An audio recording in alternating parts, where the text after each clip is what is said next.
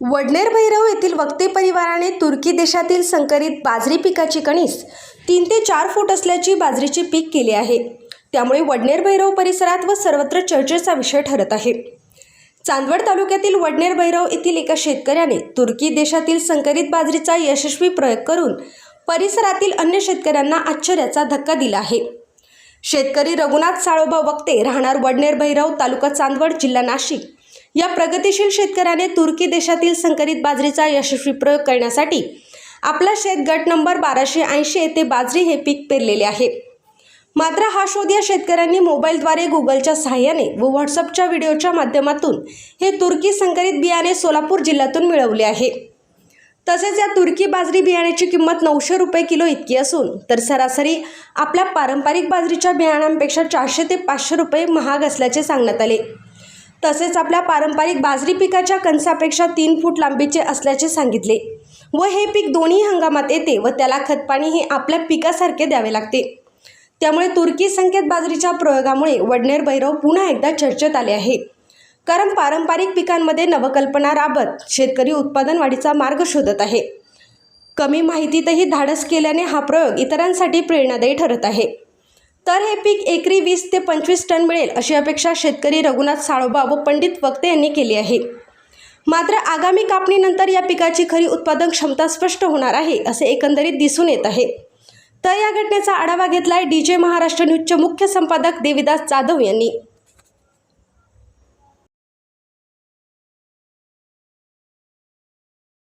महाराष्ट्रामध्ये शेतकरी हा प्रत्येक शेतामध्ये वेगवेगळे पीक घेत असतो आणि त्याच अनुषंगाने मी चांदवड तालुक्यातील वडनेर भैरव या ठिकाणी रघुनाथ वक्ते यांच्या शेतात आलेलो आहोत। मात्र वडनेर भैरव हे जर शेतीचं पीक जर म्हटलं तर द्राक्षाची पंढरी म्हणून ओळखली जाते आणि मात्र या ठिकाणी आता मी ज्या शेतात उभा आहे ते शेतामध्ये त्या रघुनाथ वक्ते या शेतकऱ्यांनी एक पारंपरिक पिकाला फाटा देत थोडंफार 1 एकर बाजरीचं पीक केलेलं आहे। माझ्या पाठीमागे बघताय संपूर्ण ही बाजरीचं शेत केलेलं आहे।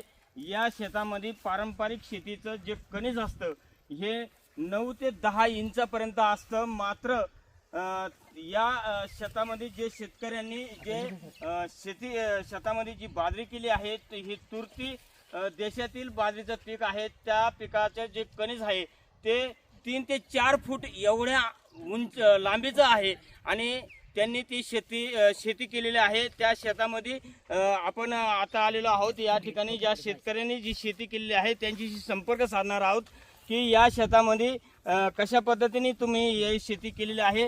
बाबा काय सांगाल तुम्ही? पारंपरिक पद्धतीनं जसं आपल्याकडे देशी वाण राहतो, देशी वाण हा 9 इंच 10 इंचच्या पुढं कणीस वाढत नाही।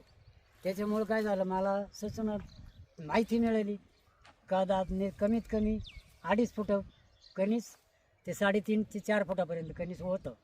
मग मी ती जिद्द बाळगली, मी बियाणं बोलवलं आणि त्याचीवाली पेरणी केली। पेरणीला कुठून कणीस बियाणं तुर्कीवरून बोलवलं। तुर्कीवरून? तुर्की काय भावाने बोलवलं? ते 900 रुपयाला 1 किलो पडलं मला। 900 रुपये किलो? 900 रुपये किलो पडलं। आणि पारंपरिक शेतीचं जे बाजरीचं पीक असतं ते कसं असतं? ते 400 रुपये 450 500 रुपये किलो मिळतं।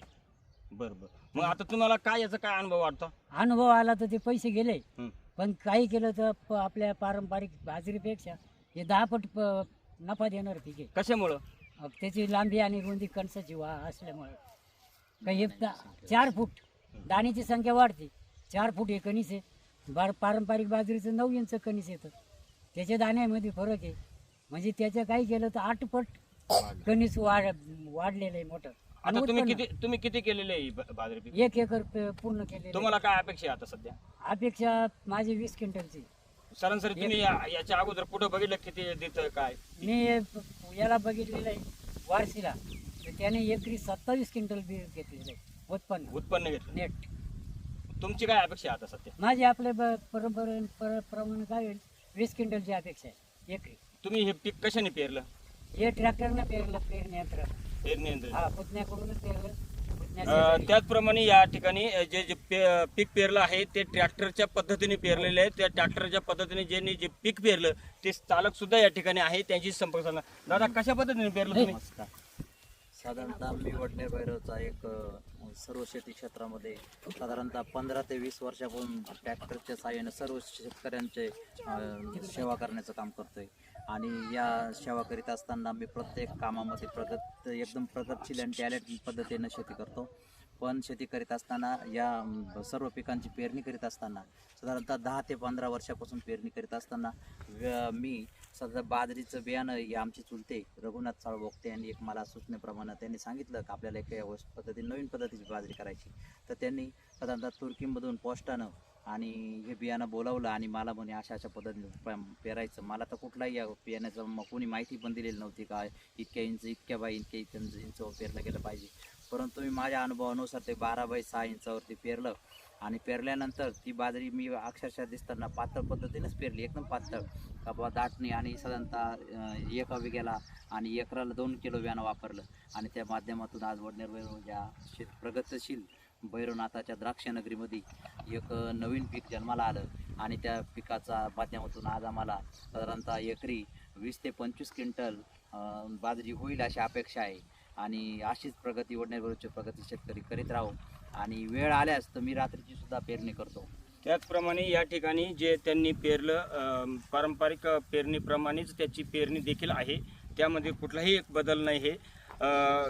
या ठिकाणी या शेतकऱ्याला कमसे कम त्याचे एकरी उत्पन्न 25 ते 30 क्विंटल एवढं उत्पन्न व्हावं असं त्यांची अपेक्षा आहे. DJ महाराष्ट्र न्यूजसाठी देवीदास जाधव, चांदवड.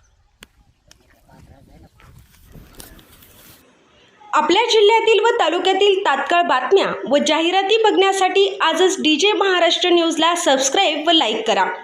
तसेच प्रत्येक ठिकाणी अनुभवी प्रतिनिधी नेमणे आहे तरी संपर्क साधा 98 22 49 99 40 आणि 89 83 15 04 60.